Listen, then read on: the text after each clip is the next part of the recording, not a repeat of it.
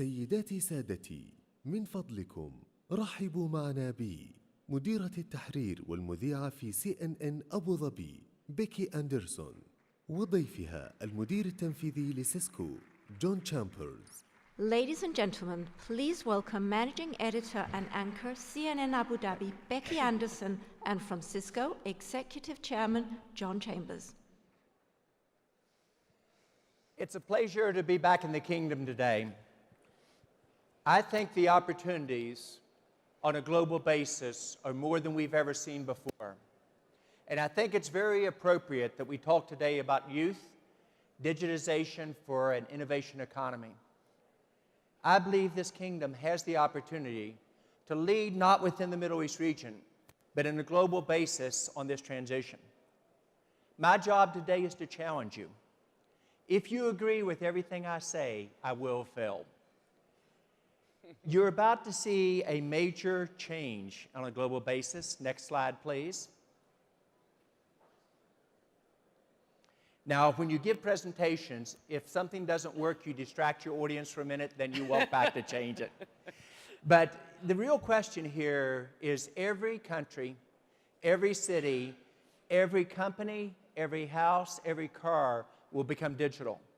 You'll move from 1,000 devices connected to the internet when Cisco was founded to 15 billion today to 500 billion devices in 15 years. 40% of the companies in the world will completely disappear in the next decade. There is no entitlement. Just because you led in one decade as a company or as a country doesn't mean you lead this next time through. And how you transition your organization, not from a technology point of view, but more importantly from a business process or a government process point of view, will determine your future. Becky and I have known each other for 20 years. We haven't changed at all in 20 years, Becky. But here's a picture from the early 90s with President Clinton, Vice President Gore. I was honored to be on stage at the White House talking about the internet era. And they grasped how this would completely transform the U.S., and most people didn't buy it. They thought it would disrupt more jobs than it created, and they didn't get how technology would change everything. 8 years later, 22.5 million jobs, real average mean income for American households went up 24%, and the economy grew over 4% per year, over 36% from 6 trillion to 10 trillion. It completely transformed that economy. Now, what is interesting today is the U.S. is not leading this current transition. It's countries that will surprise you. France and India are probably the two most advanced. France, similar in many ways, and you talk to Patrice and others on stage, in the sense that 60 million people, that their leadership of their country, even though I would probably be from the other party, understood how this would transform France forever. They set very aggressive goals, and instead of doing it at the palace steps, which I was so excited about doing, we announced it by French media, social media. India, Prime Minister Modi, if you haven't met him, I've met every government leader in the world, often many, many times. I'd put him immediately in the top 3 ever. He will transform his country, 1.3 billion people. And he doesn't think about economic growth of 3 or 4 or 5% being good. He thinks 7% is the minimum percent acceptable, and he thinks he can drive it at 8, 9, or 10%. Double the per capita income of every person in India over the next decade, and create 1 million jobs a month. So what you're seeing is a transition with leaders that occur. With His Royal Highness, when I met with him in Silicon Valley a couple months ago, he grasped what this could mean to the kingdom. When you would talk to a General Motors or a Ford or a Walmart or a JP Morgan Chase, and you tell them that there was a 40% probability they would not exist in a meaningful way in 10 years, 3 or 4 years ago, they would say, I disagree. Today, they all get it. If they don't become a digital company quicker than Silicon Valley's Google or Apple or the next generation electronic vehicle out of China becomes a manufacturing company, they will get left behind. As you go from 1,000 devices to 15 billion today, Want to get a quick picture there? Go ahead, we'll go. All right. No, I'm just teasing. As we go, you'll get used to my sense of humor over time. As you go to that many devices, the power of a network is the number of devices squared. This will cause every company, every country, every city to become a technology company first that specializes in manufacturing or healthcare or education. And there is no reason as this occurs why this kingdom should not lead. Why the next Baidu or the next jet or the next Uber shouldn't be out of the kingdom.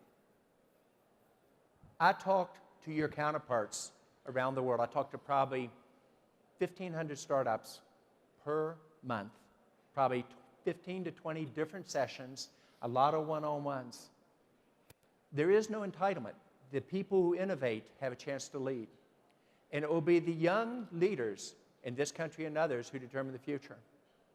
If I were to told you, how many people think France is a great place to do business? When I asked people around the world, nobody would raise their hand. Last place in the world you would do a startup. Do you know what is the #1 startup nation in Europe today? France. You're seeing changes occur. You're seeing it occur on a global basis. I talked this last month to the leaders in India, France, also talked to Portugal just last week, the G100 in New York City, 100 of the top CEOs in the world in New York City. And when I outlined a vision of a digital world, I asked how many of you people agree with it. All but one raised their hand out of 100. What causes companies or countries to be successful or not is determined by how they get market transitions. And as every company and every country goes digital, it will determine the future. The second thing is, don't fall into the trap of doing the right thing too long the same way. That's exactly what caused so many companies to already crash and burn. You have to reinvent yourself as a leader, and you also have to realize as you think about the future, don't get too far away from your customers or your citizens, as we found out in the US election, and we found out with the exit of Great Britain. It is the ability also to not be overconfident. When you think about the future, you've got to think like a startup. Most days I wear jeans and a blazer, because if I go in to talk to startups in a suit, they throw me out. It is about thinking exponentially. It is about you as the future of this country, having the courage to literally transform the country and to realize it isn't about your success within the kingdom, it's about your success in the region and globally. It is about thinking exponentially. Our generation got trained to think linearly. You improve everything 3 to 5% a year, and that's what the future's about. That will get you into trouble quicker than anything else. When you think about, and I talk to the leaders around the world and how quickly it is changing, the first goal that almost every leader has in a country is GDP growth. The second goal is about inclusive job growth. The third goal is about the startup community, because they realize without startups, that's where almost all the job creation would occur, and security across the umbrella of the troop. GDP growth is very simple. It's only 3 factors, not real complex. It's increasing the workforce, more people into the workforce, more women as an example. It is about investing in technology and other types of capital investments, and then it's about innovation. And as simple as that is, it determines whether your country grows at 1% GDP or a number that might surprise people in this room, even without the oil revenues dramatically recovering, perhaps growing at 3, 4, 5, or 6%, as more than half your economy becomes dependent upon areas rather than energy. As this evolves, you suddenly see a country that was a great place to visit. I love going there for dinner and tourism, but the last place I would have put employees to the startup nation in Europe. And the countries who thought that they had the lead, like Germany or Britain, suddenly find here is a new person. There is no entitlement leading the way. In India, they don't think about 1 or 2 smart cities at a time. They think about a whole architecture on it. And the champion of a digital India is the Prime Minister Modi himself. Here's the plans for France. Watch in a moment the transition in terms of what's possible in the kingdom. 1 million jobs between the business community and the government, the citizens being created over the next 5 years for a country with 60+ million people. You all have 30 million. The ability to retrain hundreds of thousands of French men and women for where the jobs of the future will be, not the past. Completely transform education. The goal outlined by their president, Hollande, and supported by each of their ministries about becoming the startup nation in Europe, when the last place venture capital would have been applied 3 years ago was in France. And in talking on the stage with the Minister of Defense a week and a half ago at Polytechnique, which is one of the top 3 engineering organizations in the world, we were joined at the hip on how the country would transform, how we at Cisco would be a partner with him, and asking the group, which normally their top graduates go into public service or the top companies, how many of you want to go into startups? 85% of the room raised their hand. The numbers that I alluded to, the ecosystem partners as you go forward. The number in France that just came out in terms of startup investments by venture capital blew past and was almost twice what Germany was in the most recent quarter reported. And it's in the process of going past Great Britain with already more funding applied. When we outlined this with President Hollande, and I went on national radio after the Air France challenge on the strike, and we said, which is the future? The France of the past or the future? I clearly believed it would be the future. I believe the same thing here in the kingdom. I get to talk to every leader in the world. Every leader in the world. You see who gets it and who doesn't. His Royal Highness, he clearly understands what is possible as a country.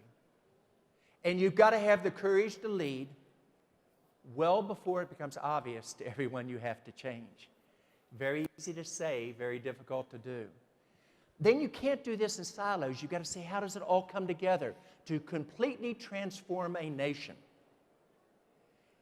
And here's an aggressive plan, which we have not cleared, but what is possible from my perspective, an ambitious plan for an ambitious young digital nation. 1 to 3% incremental growth, I think that is not only doable, I think it may be too conservative. Job creation, 50,000 jobs over the next decade.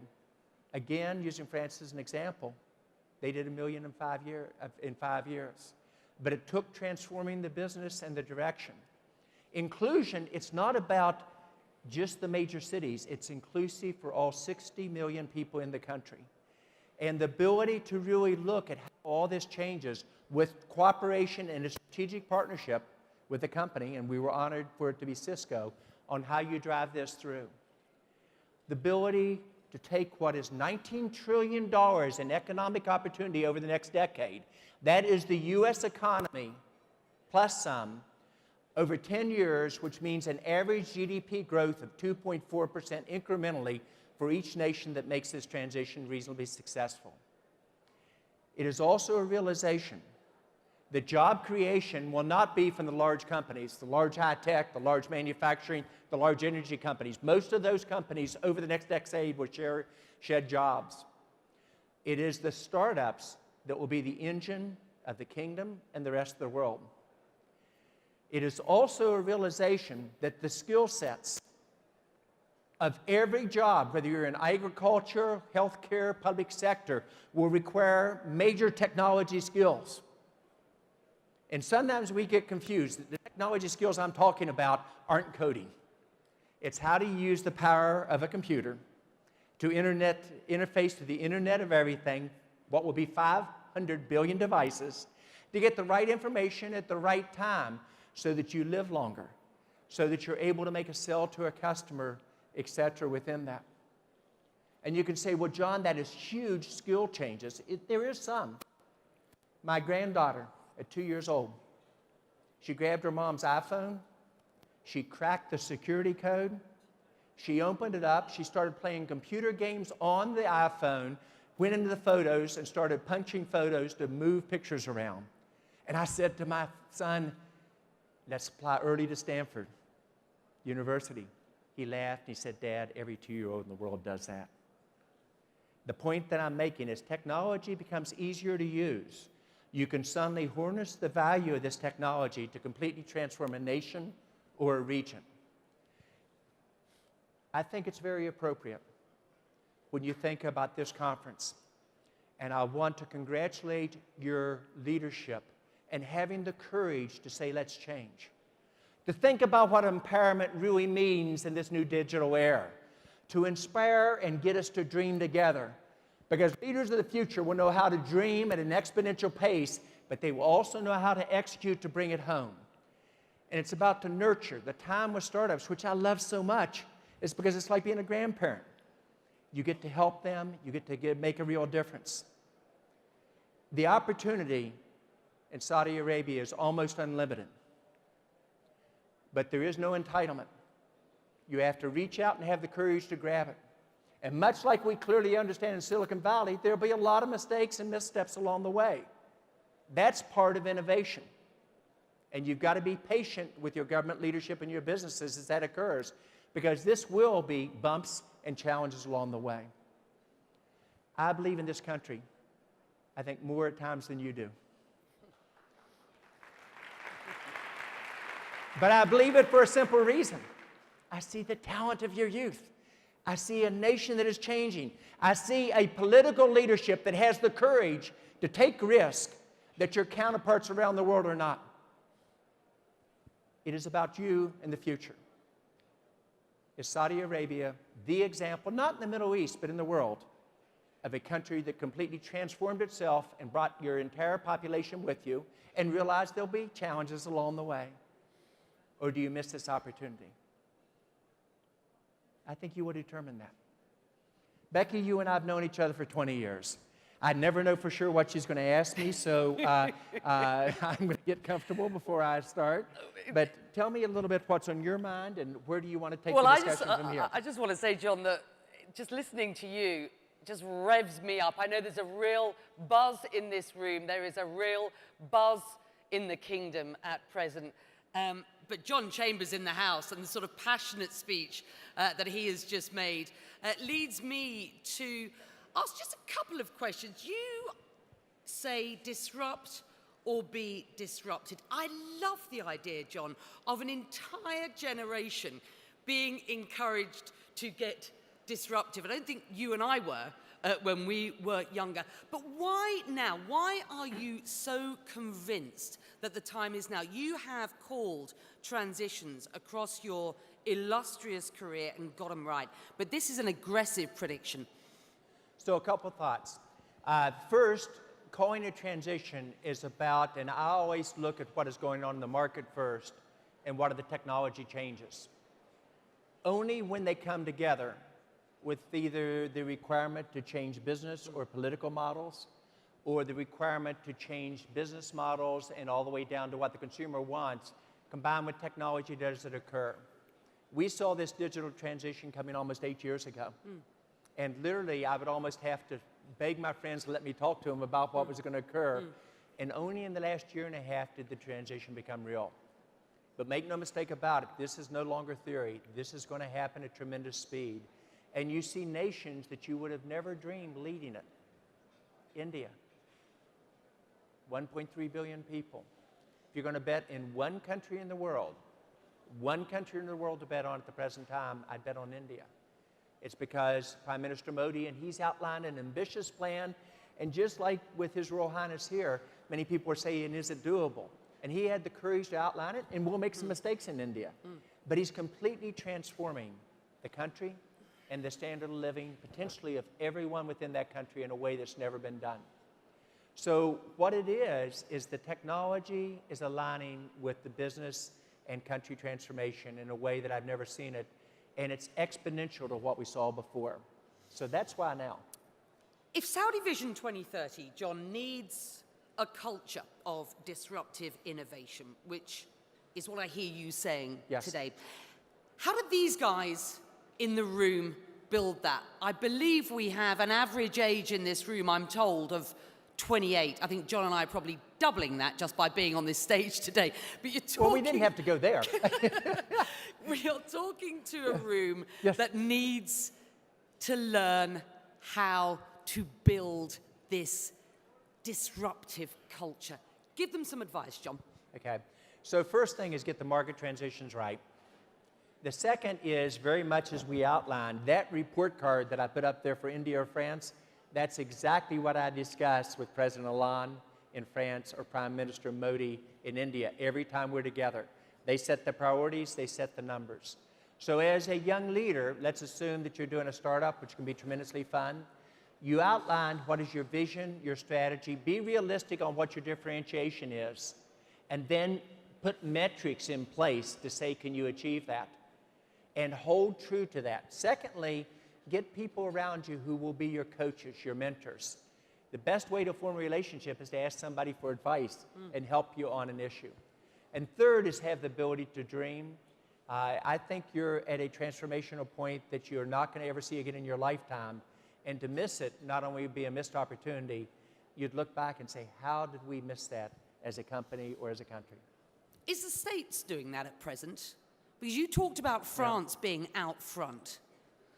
There isn't even a digital plan for the US at present. So where is the States? Yes. And where is it going under a new President Trump? Well, 3 questions, and the third question you can watch me do a redirect on carefully. A little bit of humor. So on the first part is we are the only major country in the world that does not have a digital plan. The only major one in the world. And I could not get President Obama excited about it, and it starts with a leader at the top. Our companies are remarkably progressive on the digital world, but we are not thinking what this means to our nation and how we retrain our workforce for those number of jobs that are going to be disrupted. 30 to 50% of jobs, today's jobs, will be disrupted by digitization, artificial intelligence, robotics, the cloud architecture, etc. If you don't generate a new generation of startups in the country, you get left behind. We will have less startups go public on the NASDAQ under 100, where our normal average is 240, 250. So I hope that the new leader will make the changes. I'm a practical person. He's a businessman. I think that he will. But we'll all see how it evolves from there. I do know that when every one of your peers around the world says, this is where I'm going, to not have the courage to say, let me take a step back and look at what we do different would be a mistake. I think in the end, America's a tremendously innovative country, but there is no entitlement. Just because we led in the internet era for 2 decades does not mean we need the next time.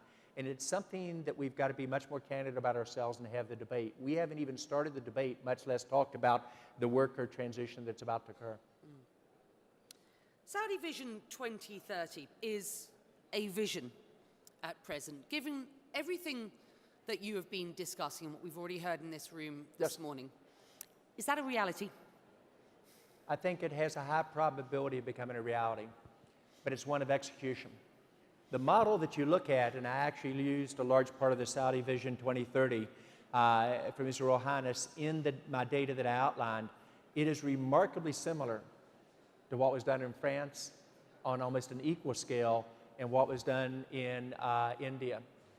But it's like my engineers tease me all the time. They say, John, vision and strategy is really important. And then they say, you're good at it. But it's got to be about execution. So I think it's now a matter of execution. When I've talked to the companies in the kingdom, and it doesn't matter if it's a Saudi Aramco or an STC or an SEC or others, you're seeing a realization you've got to change. What I worry about is your startup community is not vibrant enough. It's not large enough. We've got to say, how do we create that 450,000 jobs over the next decade? The startup community should do that itself. And so we've got to really spin the cycles to say, what are we going to do to accelerate that? And before anybody says, John, that's not doable, who would have thought of France? I mean, look at those numbers. And in my personal life, I'm investing in small companies. One of the small companies I invested in, their first acquisition was in France. 3 years ago, I would have said, as a board member, don't do that. So I think we control our own destiny here in the kingdom. It's a matter of how well we execute. Is the vision right? Oh, yes. Will there be mistakes and setbacks along the way? Absolutely. What will the mistakes be? Let me talk about Cisco and myself. We have acquired 187 companies over my tenure as CEO. We could get a call on a Thursday night from somebody in the Valley I trusted, tell me to acquire a $3 billion company, acquisition price-wise, and I wouldn't even know what the company was. I'd have my business development team meet with them. I'd meet with them. We'd decide to do it within a day. We'd have it through both board of directors and announced on a Monday. We are really fast. Don't recommend that for new CEOs. It's high risk. But it is that replicable process of innovation that is key, and the no fear to go after it. In Silicon Valley, when you fail, it's a red badge of courage. Just don't make the same mistake twice. In Saudi Arabia, when you fail, it's a mark and not good. There are going to be failures as you make this transition. You've got to have the courage to power through them. And if you don't have mistakes and failures, you're not pushing hard enough to achieve the goals. What were your biggest failures? They were always when I didn't move fast enough. I didn't see 2001 coming, the bubble. And we went from the most valuable company in the world to people questioning, could I be a good CEO? And it didn't matter to the market that all my competitors got wiped out. To give you an idea how quickly things change, I have no competitors from 15 to 20 years ago. And there were hundreds. They were all gone. Great companies, Nortel, Alcatel, Lucent, etc., shadow of what they were 10 years ago. I make mistakes. I did a $600 million transition for a company called Flip. It's a nice video camera capability. Steve Jobs got up on stage and said, "This is a great product." My team said, "See." I said, "Watch what comes next." He said, "I'm putting it into every iPhone." He outmaneuvered me. I closed the $600 million acquisition within 3 months. Just closed it, shut it down. I get criticized on that. I personally don't have a problem with that. Same year, I did 2 transactions for $2.1 billion and $2.7, both of whom were tremendously successful. So you will always get criticized about your mistakes, and I remind the media in the room to be patient as you take the risk, because there will be bumps. And if you're not getting mistakes, it will be there. My mistakes are always moving too slow, even though you'd think the reverse, Becky, or moving fast without a replicable process behind it. The room here was asked earlier on this morning how many people are looking to be entrepreneurs, just how excited are people about the world of entrepreneurialism. And almost the entire room put up its hands. This region and the wider Middle East is changing, and the youngsters are changing that, John. If you had 3 pieces of advice for the youngsters in this room, what would they be? Okay. I want to be able to look in your eyes when I ask you this question.